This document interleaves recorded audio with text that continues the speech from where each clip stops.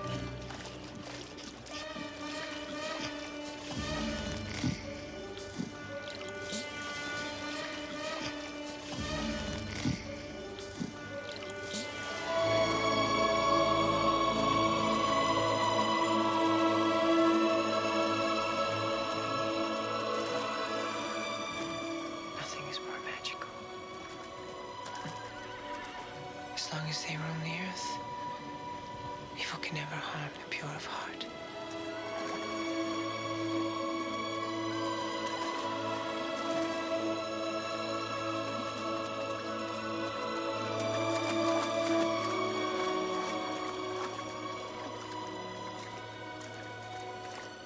Do you speak the language? They express only love and laughter.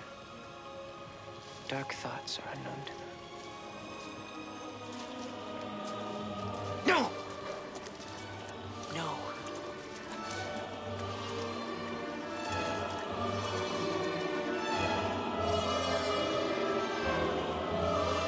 Please.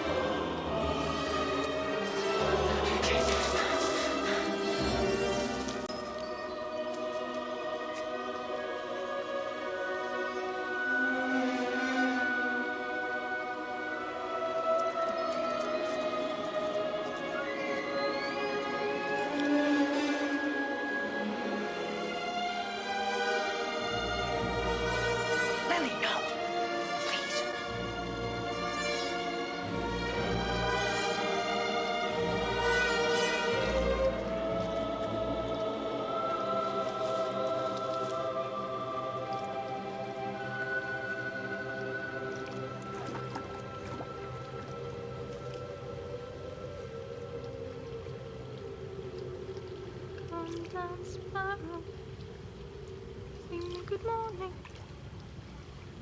Rise up, sun, like the arch of the sky.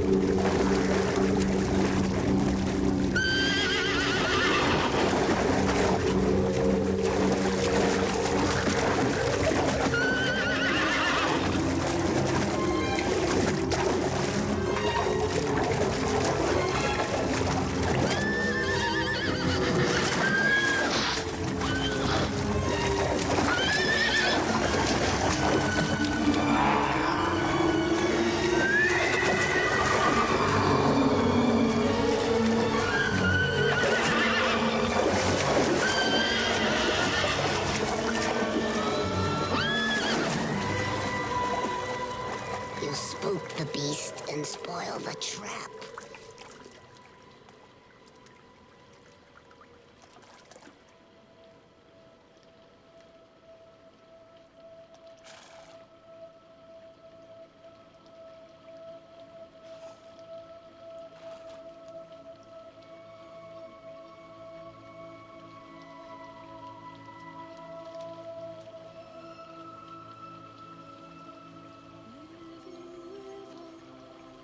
Turn like the diamonds when I look in my true love's eyes, like a child feels watching a rainbow, like a bird feels the first time it flies.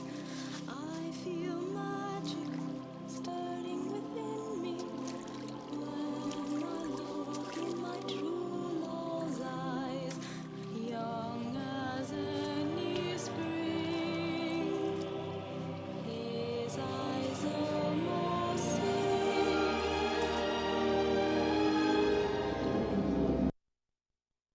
Okay, that was Legend, starring Edie, somehow, through the magic of green screen. When we were streaming that, I did get a warning from YouTube that says, heads up, we've detected copyrighted audio and video in your stream. Your stream may be temporarily ... I can't read the rest of it. So now it just changed to say, error, your stream has been temporarily blocked because we detected copyrighted audio and video. Wow, thanks a lot, YouTube. You're the biggest copyright violators in the history of the world, I think, and now you're calling that on us. So if anyone's watching, oh my goodness, we've gone offline. This is a very first for Open Circuit. Let's see what we can figure out here. Are you still watching, or did it stop you? So if anyone's watching, you can still see it. Otherwise, you know what I'm going to do? I'm just going to have to restart the stream, I think. Sorry, Angel, hang on. We're messing with digital copyright information. That was just on Instagram. It was Okay, not so even on let's. YouTube. It's not a All right, so let's just start again, I guess. I'm going to end the stream. This could be part 1. Okay, yep. Let's just end the stream. Because of YouTube's copyright. Okay, hold on. And Okay, next, let me see. But what if it's blocked for? So I don't think we're on, but now I'm very confused because it says your stream is no longer being blocked due to copyright issues. Oh, we're back on! Okay, so I think we're back on. I'm glad I didn't end that stream. If anyone can confirm if we're back live. Are we back? Just give us a little comment because I almost... Oh, we got Tasman quipping in, but if anyone can confirm if we are back live, because I'm just trying to make a decision whether... Yeah, we're good. I hear we're good. We are back. Thank you, YouTube. Wow, my wrists are sore from being slapped by YouTube there. Wow. We're going to have to tidy up our act in the future. And, you know, when the corporate media puts out something, you do not mess with it. The algorithms will find it. So anyways, okay. So that was pretty dramatic. Legend was dramatic. And getting flagged with copyright live is very dramatic as well. So we're just about ready to introduce our guest, but before we do, we just have one future guest that was just confirmed this morning. Someone I'm excited to speak about, and that would be Vanessa B. Rieger. She will be with us a week from today on June 2nd. It'll be June already. So very excited to speak to Vanessa. She's a wonderful person, artist. She does live video mixing, which is something near and dear to my heart, with her collective called Videomancy. She organizes events, and recently she's escaped Toronto about a year ago to go live in Prince Edward County and setting up her studio and everything there. So I'm very excited to speak with Vanessa 1 week from right now on Open Circuit. All right, but now let's see if we can find our guest on the Magic Video Phone. Today's guest is Angel Callander. In her bio, she says she's an emerging writer and curator and art historian based in Toronto. I almost think she could almost get rid of the emerging part, even though people always sort of feel like they're emerging. Known Angel for some time, since she was in Guelph doing her undergrad here. And then she took off and went to Berlin and did her master's. And when she was in Germany, she organized some exhibitions, did a lot of research, writing, and now she's back in Canada. She's had a lot of involvement through the years with Ed Video as a board member, also curating an exhibition just over a year ago for Ed Video at the Supermarket Art Fair in Stockholm. We'll talk a little bit about that. But most recently, Angel's gig has been as the editorial resident, I believe they call it, at Canadian Art Magazine, very likely the premier art publication in Canada. So we're going to speak about that and some of her ideas about the current pandemic's influence on the Canadian art scene, the international art scene, and how video and the internet can play into that. So let's see if we can find Angel on the Magic Video Phone. Oh, I think that's her. Hi, Angel. Can you see me and hear me? Yeah, I can see you. I can hear you. Same for you. Wow. So first of all, I'd like to say thanks very much for taking the time to be on Open Circuit and chat about your life and what you're doing and your thoughts. I guess first of all, where are you right now, and sort of what have you been doing in the last little bit? I'm at my mom's. I've been here for a couple months in the Golden Horseshoe. I'll say I don't need the internet to know exactly where my mom lives. We've been, gardening together, doing food experiments together. So we're getting along, which is good. I didn't know what it would be like to go back to your parents' house, but it's going well. That's so good. I'm glad you're doing okay, and I'm kind of glad you're not in Toronto, all things considered. I really want to focus on sort of your most recent project working for Canadian Art Today and some of the articles you've written for them, but in the style of Open Circuit, we'd like to back it up a little bit. Can you tell us maybe about some of your really early experiences with art or creative pursuits, or is there anything that you can recall early on that sort of nudged you into thinking about doing something creative as a career? Oh boy. Well, I've never really figured out how to explain how this works, but when I was a kid, I really did have the impulse to kind of explore things through making stuff, whereas now an adult, I really don't. Like, I don't have that artist mentality anymore. I don't want to make anything. I'm like full writer now. It's all words. So when I was a kid, I used to make things for my Barbies, like out of paper or out of Play-Doh, just like things that, like food, just stuff like that. Or I used to make them clothes that didn't fit properly because I didn't understand sewing. I used to write stories that were incredibly long. My mom pulled out a floppy disk the other day that had like a 30-page story I wrote when I was maybe 6 or 7 that we'll never see again because you can't get anything off a floppy disk. But yeah, I did used to love to make stuff. Well, can you tell us a little bit about that era of the floppy disks? I remember a few years ago you told me one, and I was so surprised. Sort of your really early experiences with the internet and coding, and I was trying to remember last night the real No. details, but you were making websites, and if I'm recalling, like some kind of character design for an online game, and you were maybe monetizing that as a child. Can you back this up? It's all fuzzy for me now. Tell us Okay. about that. Well, it wasn't, I didn't monetize it. I've never really had like the proper grift mindset to make that kind of thing work. Um, I'm sure there were people who did at the time. I wasn't one of them. I was also way too young. I was like 10, 11. But there were these things, they were quite popular for a while, called dolls with a Z. And it was basically like digital paper dolls. So there would be people who would kind of make these pixel art, like outfits or accessories, like a GIF pair of glittery angel wings or something. So I kind of just would obsessively create sets of these dolls, and I would make numerous websites, dozens, to house them. Um, so yeah, I learned HTML very young so that I could make my dolls a digital dollhouse, I suppose. Well, that's awesome. What my older generation calls a digital native, someone who grew up with it around them.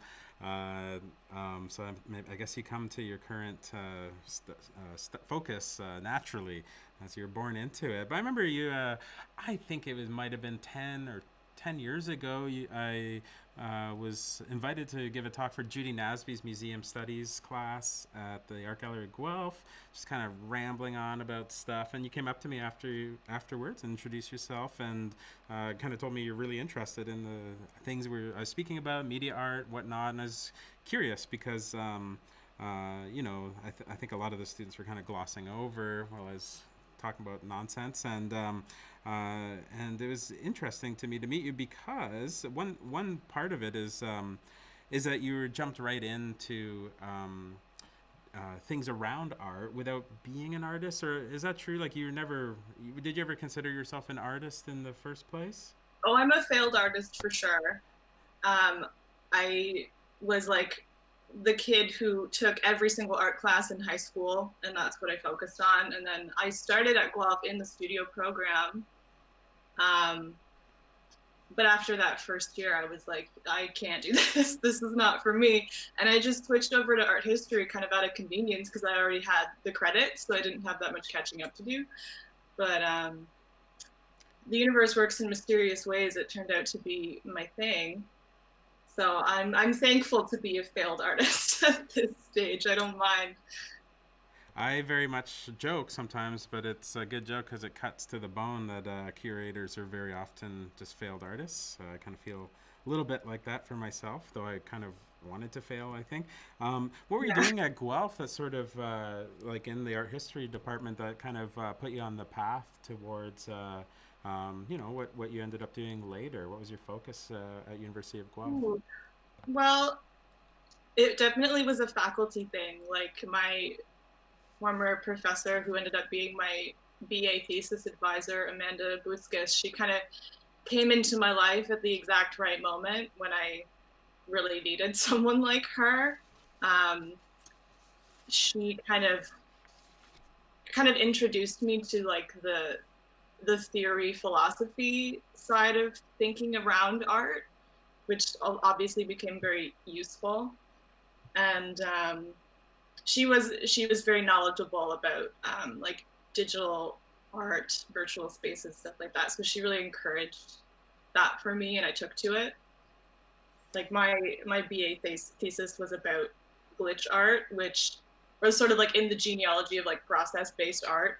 And looking back on it now, it's a bit of a cringe. But I think if you don't look back on your previous work and cringe, you're not doing it right. So it's okay. I agree. I agree. I prefer generally to try to look forward than back because I don't like cringing. But I mean, it's good to know where you're at. And also at Guelph, is that when you sort of developed your interest in German culture, the arts community in Germany, or things from that? Well, that was an accident too, because when I was maybe finishing second year or starting third year, I was thinking like, what do you do with an art history degree? You go to grad school. So I was preparing for that, and it seemed like for North American schools, particularly, like most programs kind of make you do language exams, like two languages other than English. So I had to pick one to learn, to read at least. And I just kind of, it could have been Spanish, Italian, or German. I just chose German because to me it seemed like the most standardized of the three. Like to go to Germany, that's the German that they speak, whereas Spanish or Italian, you come up against a lot of different dialects, and it's different than what you're going to learn to read in university. So it just seemed like the most useful to me. And then I just kept taking the classes. And when I was getting ready to graduate, um, somebody in the student advisory, whatever office that is, I don't remember, said to me, well, you're one credit short of a minor. So if you go on an exchange, then that'll make it up and you can have a minor. And I was like, that sounds cool. So I did that, and then I didn't come back. Yeah, you stayed in Germany and ended up doing a master's degree there. I mean, how was that experience for you, or what? I guess how did that expand sort of your Canadian brain into something thinking in different language, a different culture, a different history, a different focus, enhanced focus potentially on contemporary art, but also I think a very different focus than what goes on in Canada. How was your experience in Germany? Yeah. It was on a personal level, it was crazy, but on a like professional cultural level, it was like incredibly eye-opening and it was amazing. But when I started school, it was like half practical because it doesn't really cost anything to go to school there. If you go to a public university, but the trade-off is that you have to know the language, you have to pass the exam. So it took me like a couple years to do it. I failed the first time. Um, and then I went to what I think is like one of the oldest European universities that's there. So everybody in my program, it was very traditional, and I was kind of the outlier who was interested in contemporary stuff. Whereas everyone else is like, I love the Renaissance, I love medieval art. Like that was their thing. They really, that's what they wanted to get out of it. So I didn't actually make a whole lot of friends in my program because we just didn't have anything to talk about. But the it goes one of two ways. Germany obviously has a very rich history for those time periods, if that's what you're into, but it also has an incredibly rich contemporary scene as well. That I think what I've seen is that their their kind of cultural context that they're working with and the aesthetic programs that they kind of use for that stuff is being exported to a lot of other places. Like you're seeing that stuff in a lot of other places now. Yeah, definitely major, massive influence on things.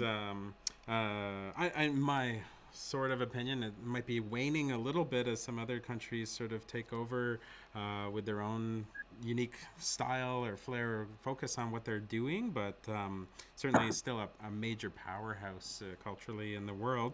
And also, I think in Germany is maybe where you started writing more. I'd love to in this interview. I'd love to really focus on some of your more current writing, but I just want to ask you before we get there about your impetus to start writing. Personally, I find it like extremely difficult to write about art, and that's kind of an issue for someone who's a curator. And honestly, like it's not very popular, but my part of my like mission is to write as little as possible about what I do. I prefer just to kind of do it and hopefully it kind of through the images or the real life experience of it, it sort of makes sense to people without having to put words around it. But that's just because I find it very difficult. I'd love to ask you about your approach to writing and how you kind of think about it from like the moment you perhaps see an exhibition to like getting the kernel of the idea of how to how to position it, and like how do you flow it, like how do you figure out that thing? Because I find it a hard birthing process sometimes, but or does it just kind of like come to you, like you just know when you see it? It's yeah, that is a tough one. Like when I was doing my master's, I was looking at it as like the opportunity to maybe do as much of the best work as I possibly could, but it's a lot different in an academic context. So for a while, like for a long time, I was like an academic writer, which is something else entirely. And since then, I've kind of had to learn how to make that transition, which I'm still working on. One of the most common comments I get from editors is, okay, there's a lot here. We need to kind of pare it down. Um, so yeah, I was thinking, based on like what I said about my professor Amanda Butzkis, who taught me how to think philosophically and like read theory to kind of process art. Um, that's what I was working with. It's just reading. Like I learned a long time ago that a big part of writing is reading.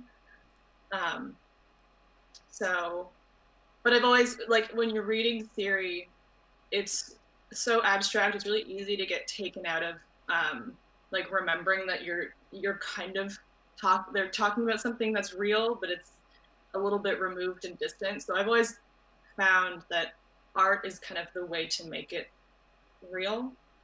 You know what I mean by that? Like it just kind of gives you a concrete way to express those abstract things and like give a visual form to them. So when I am writing about art, or I guess like around it, I can't write about everything. That's the thing. Like it's you have to feel something about it. So that in that way it does just kind of come to you intuitively in a way. You're like, oh, I have a response to this. I feel something. I'm gonna try and put that into words and explain what that is to me. And we'll come back to some of your examples of that, some recent articles you've written for Canadian Art Magazine with some really nice ideas in them, very current and good observations, I think, about things. But before we do, I just want to talk briefly about some of your curatorial projects. I've always wanted to have more curators on the show, and I haven't really, because I'm really interested in how people approach curation. I guess to give some framework to how I do. When you, I know you haven't done a ton of shows, but a few, but when you do have that opportunity, what is your approach there? Are you looking, what's your framework? Like, are you looking for the aesthetics of the work, the concepts between it, the pragmatic aspects? I mean, curators do all of these things, but I mean, what are your hopes when you're conceptualizing an exhibition as a curator? I'm always trying to figure out what it's supposed to do, like in a larger context in the future. Like what kind of position does it occupy? But in the same, like I have a hard time thinking about like what is my curatorial process, because I kind of start still as a writer. Like I think instead of writing a piece about this, I'm going to make it into an exhibition that has a visual form. But also, especially when I was in Berlin, it was kind of situational. It was like people that I knew, we had this idea, we found a way to do it together, which I think is valuable too. I think so too. And just over a year ago, I was very grateful that you accepted this offer to curate Ed Video's booth at the Supermarket Art Fair in Stockholm, Sweden. Ed Video used to participate there maybe 7-8 years ago, and we took a break, and then went back. And well, you went back. I didn't go, but you lined up a hell of a great booth. I remember when you sent me the pictures of it after install, I was pleased as punch with everything. Some great work. We'll take a look at some documentation from that. But tell us just a little bit about that experience. I mean, it's such a different thing to go do an international fair. There's so many unknowns compared to, say, maybe a typical gallery where, you know, the gallery is literally outside of your office. You know every wall, every dimension, every throw, everything. How was that experience for you to pack up some work and rally some artists to go over to Stockholm to throw down at that supermarket? Terrifying. But I was also just like really grateful that you asked me, that you like trusted me enough to do that, because there were a lot of moving parts there that I was totally not expecting.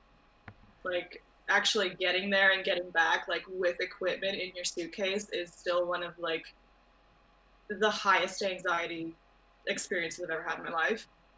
Um, and also I was at a point where like having been back in Toronto maybe about a year, um, I was still kind of like finding my spot and like still meeting new people in the art scene and stuff like that. So I was like, oh God, like who do I pick?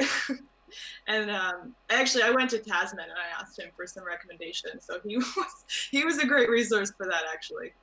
Um, yeah, I think a lot of the choices I made kind of came out of talking to him. Oh, Tasman is the secret ghost Yeah, advisor here. Well, that you know better person to really it's ask true. in Yeah, it came out.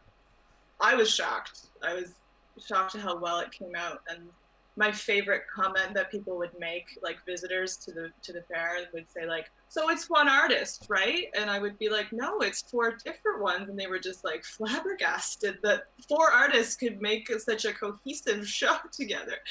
So that was really funny. Well, that potentially how you look at it is more of a compliment for you as the curator, I suppose, and Yeah. your astute eye to select things like that.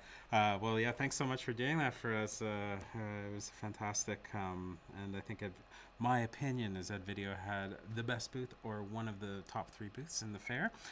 So good I work to can you and the appreciate four artists involved with that. Let's switch gears and get talking a little bit about some of your most recent gig. I was really pleased when you let me know that you scored this position at Canadian Art Magazine as their editorial resident. Uh, um, so, you know, that's a temporary thing, but it must have been quite intensive as well to try to get so much done in 3 months or so. that. I guess when you go in there on your first day, like what kind of were you tasked with, and like, you know, what was that experience like overall? Um, wow, it was. I had been applying for it like for a long time, and I'm kind of at that point was starting to think, I don't know if I can try this anymore.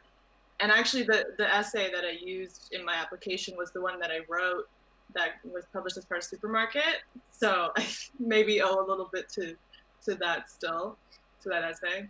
Um, but that was a crazy experience also just because I started like March 9th, the Monday, and then on Thursday we were being told that we weren't going to be coming into the office anymore.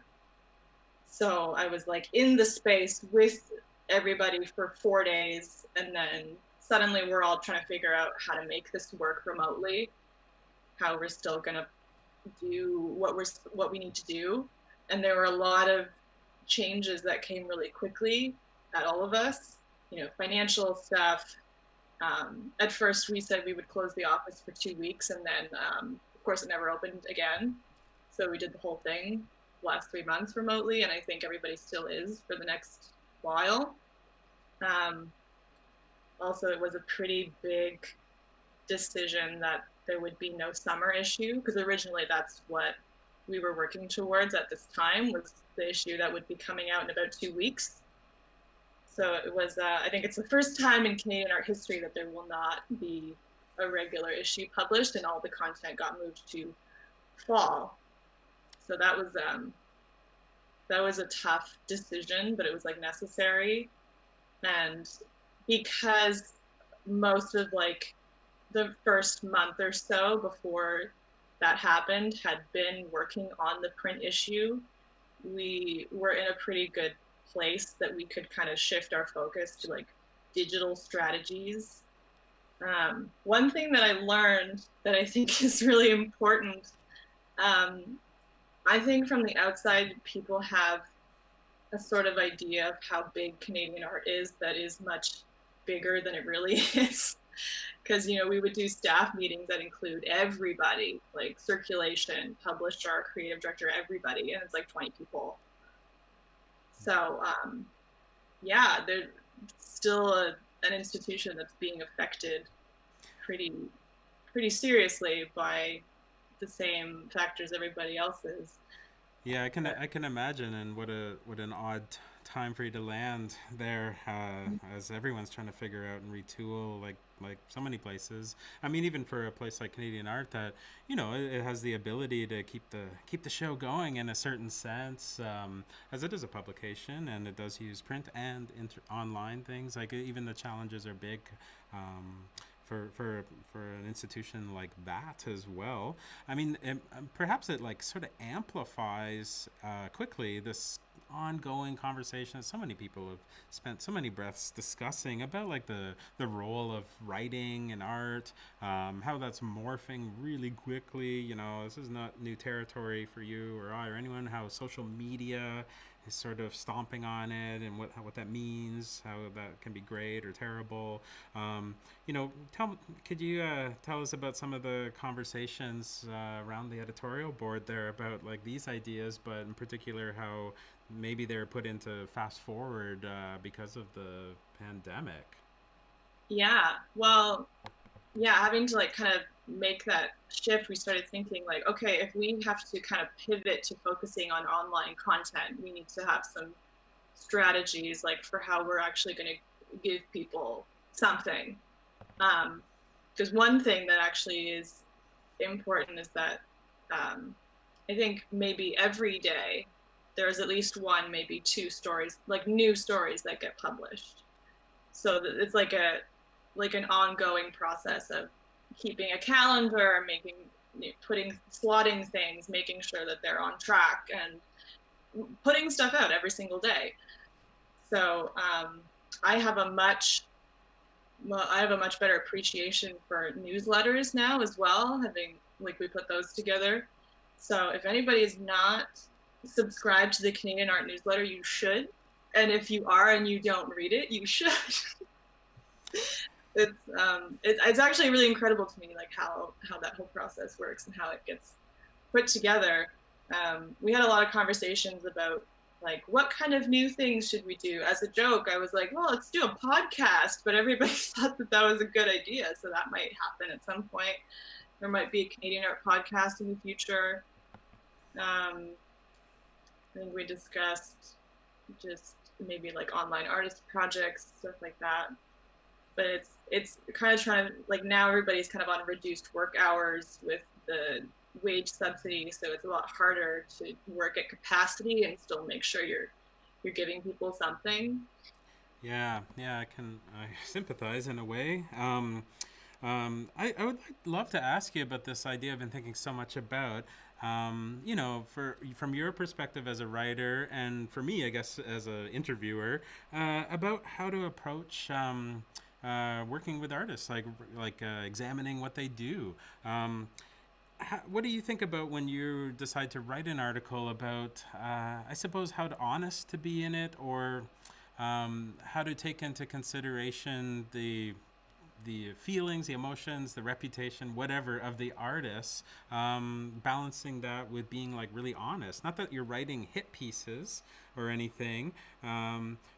I mean, this is my dilemma because I feel like, on this show, like these are all like pretty softball questions, right? And I'm kind of questioning, sort of like, would I even watch this? Because the stuff I watch in this format are like hard, there's like an interrogation of someone and like really getting into, some really tough ideas.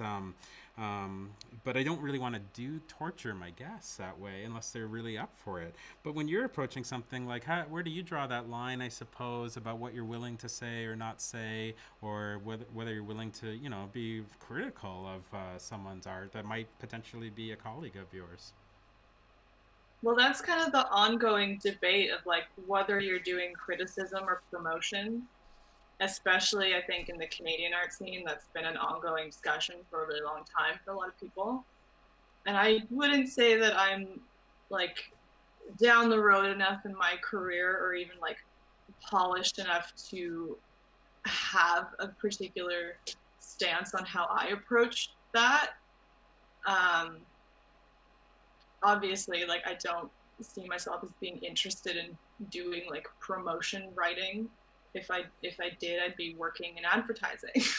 So, um, but for me, one of the most useful ways to think about approaching something is not about like whether it's good or bad, but just kind of like what does it do, and then just kind of like trying to place it, and then from that you kind of come up against what like how successful or how inadequate that is.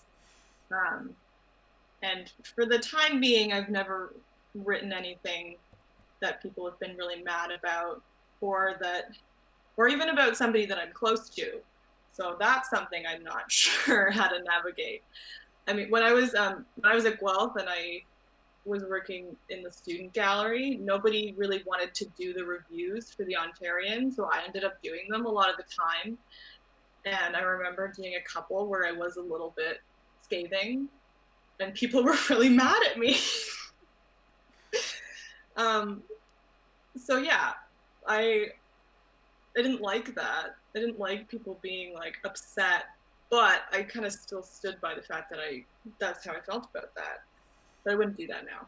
Well, I think that's a fair response, and it must be difficult, I think, to balance it out. But if any of our viewers want to, you can just look at Canadian Art's website. There's, I think, three or four articles that Angel's written in the last few months there, and you can judge for yourself. I think they're a great balance of insight and honesty. As well, and they're not hit pieces, as you might think I'm suggesting at all. But now I'd love to talk. It's a little follow up, but like, how does, in your opinion, like, what I've really been always interested in you is your strong understanding of like media art, the dynamics of the internet, electronic media, things like that, and how that's like playing into and altering quickly the overall discourse of what contemporary art is. And now that's like ramped up on steroids, I think, a little bit with this pandemic, where in some ways it's almost like the only game artists have, and other artists from different disciplines sort of interloping into it, and having a lot of questions, I suppose, about like how to do that well. Again, that's some of my questions for myself, but for you, like I noticed that the lists of interests in your bio, I'll just read them. They abjection and monstrosity, materialities of difference, cybernetics, surveillance politics, post-humanism, processes of ontological becoming, materialist feminism, and the legacies of the Cold War system. Wow, like that's a hell of a good list to prepare for what's going on right now. So aligned, I think, with some of the ideas that others might just be coming to out of necessity right now.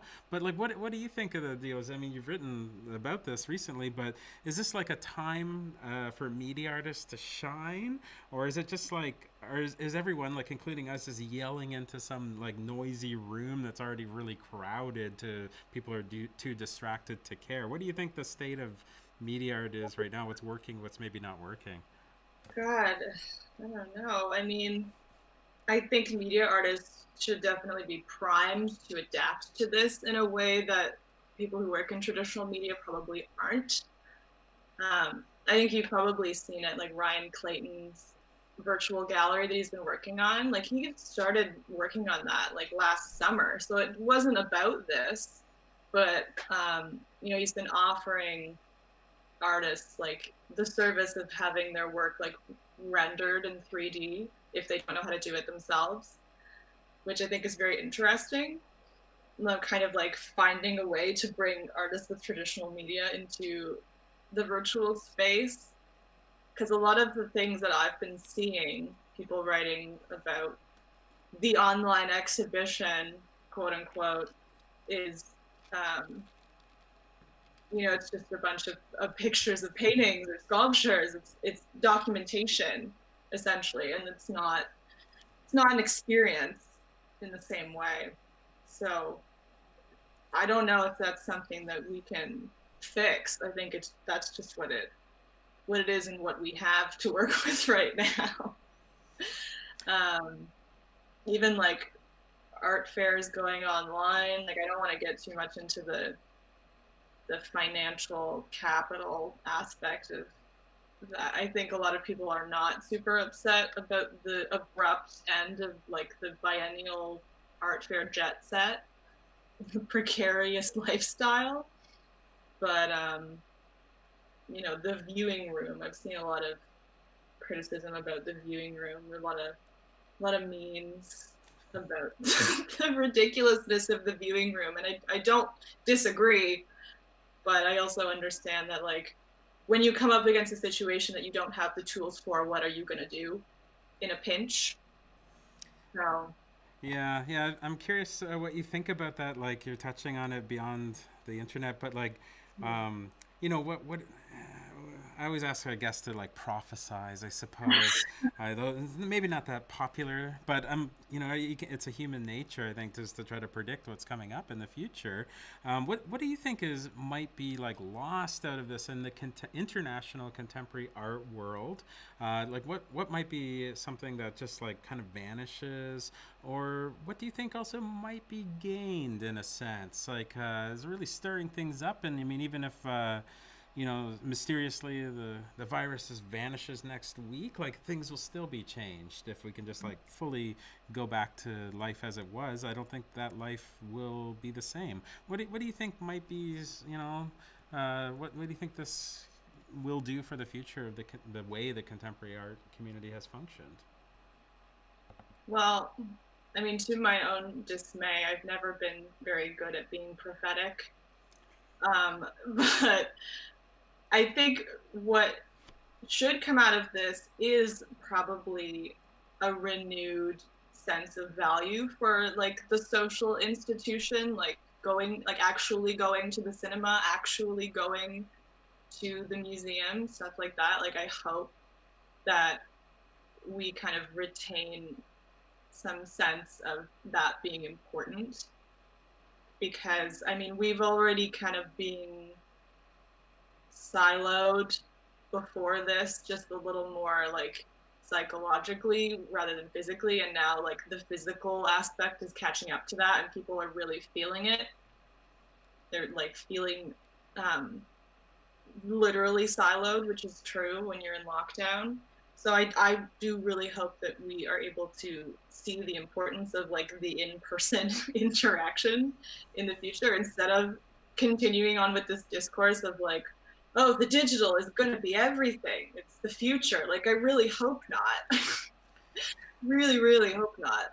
But, there are so many conversations too, kind of on the other end of that, that are like, people transitioned to working from home and doing all of these things that were normally public and in person, and like moving them online so quickly that we could have been doing that all along for the people that needed that. So that's another lesson to take away from that, is that the two can exist together. Yeah, I think that's a missing part, as people are more comfortable thinking in binaries, like whether it's like it's on in real life or online, and it's like, well, I mean, in my opinion, the internet's always been a layer over in real life, although a very important layer. Yeah. I've never really seen them as totally separate. Like you write about that too. You have a quote in one of your recent articles I think is amazing. Read it. It's I always love secrets, rabbit holes, and a good conspiracy. It wouldn't be right to say this pandemic has made me go dark. Right now, it's more like I am compulsively trying to shield myself from historical amnesia. I mean, I when I read that last night, it really hit me because I mean, I think that it was written a few weeks ago. I think even more, but that's like the quote of the week for me, based on some like really rigorous conversations online, particularly inspired by last weekend at Trinity Bellwoods Park. People getting really galvanized in the way they're thinking about whether or not things should reopen. And I mean, I kind of get it that people want to, get back at it the way it was, but at the same time, I find it like absolutely psychotic that like we don't know what's going on at all. So to make these judgments based on it after all this like hard work of no work for a lot of people for 3 months, it's just like it almost feels like society's ready to give up, as you say, like we have amnesia, that we can't remember certain situations like this from the past. What do you think about that as far as like the role and responsibilities that artists and arts organizations particularly have? Whereas I'm seeing like inklings that some public galleries are ready to open their doors, and some artists I've been set to work with are very anxious to confirm dates. And it's hard conversations for me to be like, I don't think that we're ready, even though a lot of people seem to be. How do you think about that as far as the way arts organizations, particularly like galleries and museums, are kind of following in tow, ready to just get back to business as usual? Well, it is kind of first and foremost like an economic issue. Like it comes down to the conversation of like, we're losing money. We can't continue to lose this money. So we have to kind of pretend nothing is going on so that we can resume things as normal as possible. And I mean, that happens on the individual level too. So my big, like personal hope for like what the world at large will learn from this is socialism now. um, yeah, I think it's becoming pretty clear that our system does not function. Well, it functions the way it was designed to, but it was kind of designed to be broken. So we're really learning the actual costs of people not being supported on a subsistence level to be able to make meaningful choices, like having to go back to work or die is is like a crazy thing to have to think about in this period of time, especially if you live in one of the wealthiest countries in the world. It's just wild to me. So yeah. Yeah, I get it. It is driven by financial thinking. I mean, to further that quote in that article, you say Kim Stanley Robinson recently wrote in the New Yorker that, quote, there will be enormous pressure to forget this spring and go back to the old ways of experiencing life, and yet forgetting something this big never works. And then back to you, I am banking on that last part. And I feel like that, you know, um, I feel like that's a crazy investment, I think, to bank on this idea that, like, it'll just go back. And I don't feel like it'd be a secure investment.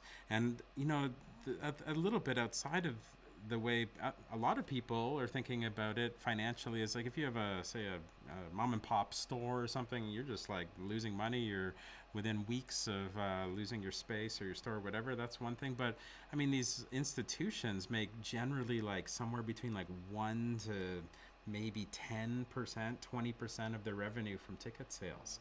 I mean, the National Gallery, I think, makes like 1 or 2%.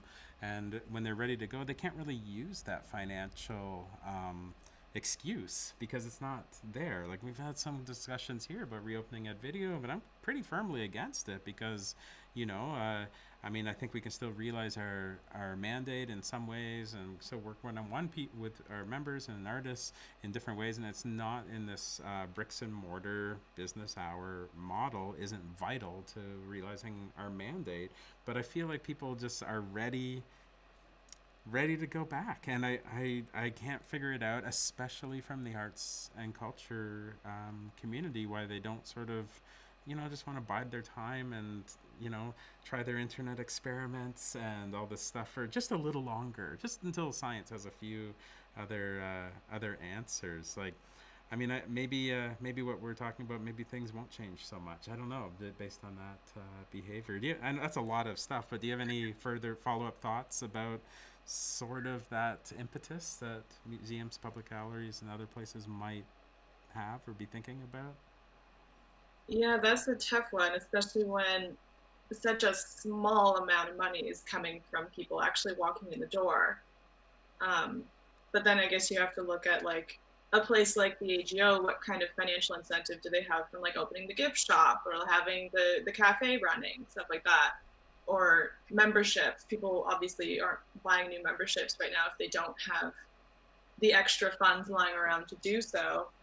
Um, but I think it's really hard to empower people to kind of like stand up for themselves in a situation like this, where you don't feel like you have the power to make a meaningful choice. Like I said, um, a lot of people like find it difficult to write an email to your local representative or like your MP, or it's hard. But at the same time, like if we demanded more from these people, like what they owe us, essentially, responsibility, um, that could amount to something. Yeah, yeah. And what are you excited about right now? Like what I mean although it's a global trauma, I mean is there anything that I mean that you're personally thinking about learning, I suppose, through it, or that you're hoping like just outside of the art world, like just like people might change in a better way because of what's going on. Yeah, I was enjoying kind of in the beginning, like kind of like watching people become radicalized. That might have been occurring in a bubble, but I was still kind of like sitting back, rubbing my hands together, like here we go. So we'll see what kind of momentum that has. I'm still waiting to figure that out. I think we all are. Personally, um, I don't know how to word this, but like I feel like I'm trying to like honor my teenage self a little bit, because I used to make lists of like movies I wanted to watch or like books I wanted to read, things I wanted to know about that I just like didn't have time for and like never had the time for because life doesn't exactly get less busy after high school. um, so now I've been just trying to hunker down and do some things I never got to do, watch some movies I never got around to watching, reading some books that I've had sitting around for God knows how long. So very domestic, doing a lot of, I want to do a lot of experimenting with food, like I said earlier, my mom and I are doing. So that's exciting to me. It suddenly is super exciting to do things like that that you know maybe people have sort of been forgetting in a sense. But I mean like and beyond that, like what do you think if anything good can come out of this, you know, in the art community, in just society in general, although a lot of people will die and are dying, and you know, it's really throwing a wrench in the gears of capitalism hard, and that can be very painful for a lot of people who've adapted to it. You know, what are you hoping maybe the best lesson that the world might learn out of it? Do you care to prophesize again one more time? I really sincerely hope that mutual aid is a mainstay of the world after this. That we kind of realize we can't always be relying on the government to fix things because they're not going to. That we kind of have to do things for each other.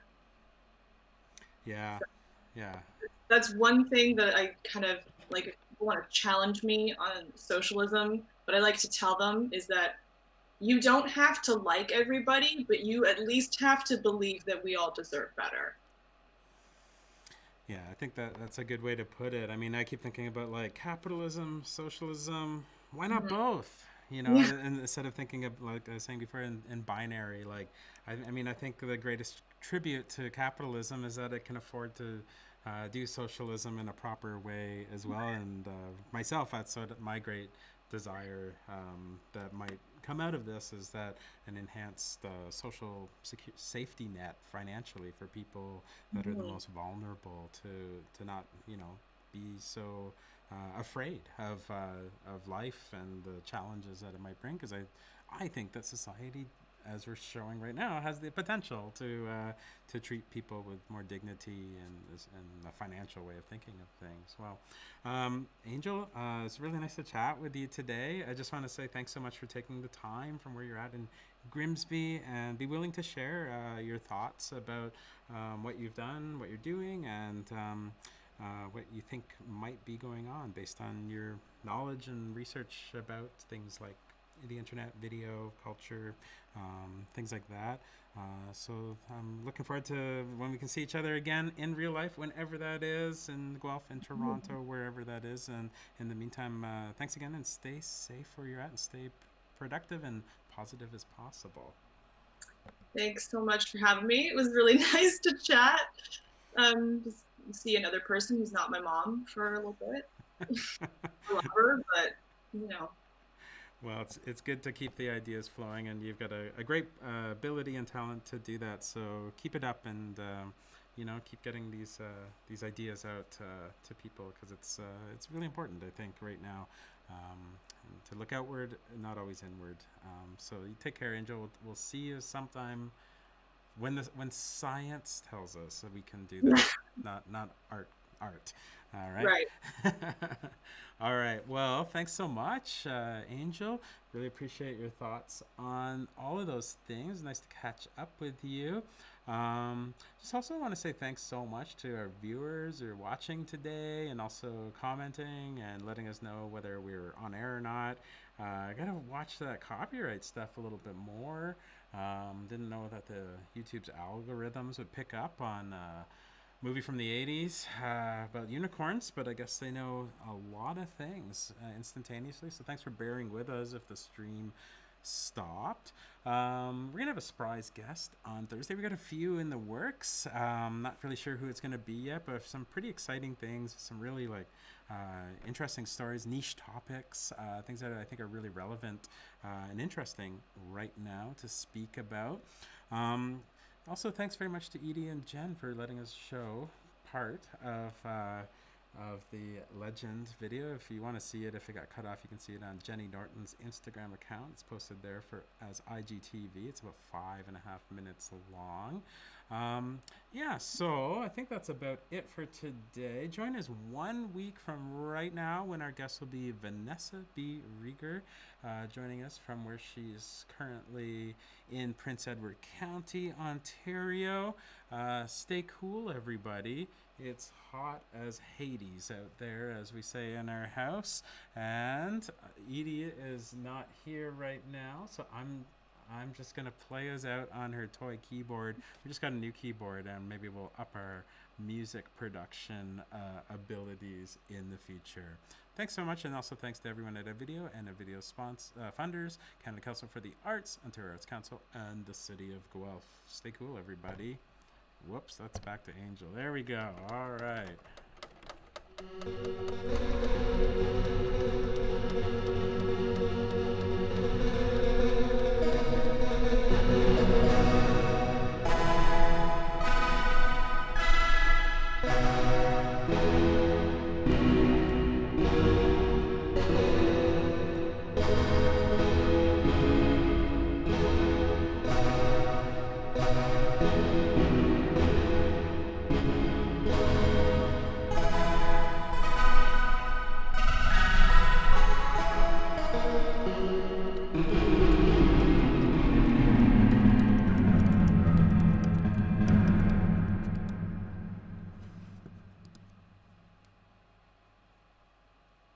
We're done. Thanks so much, Amy.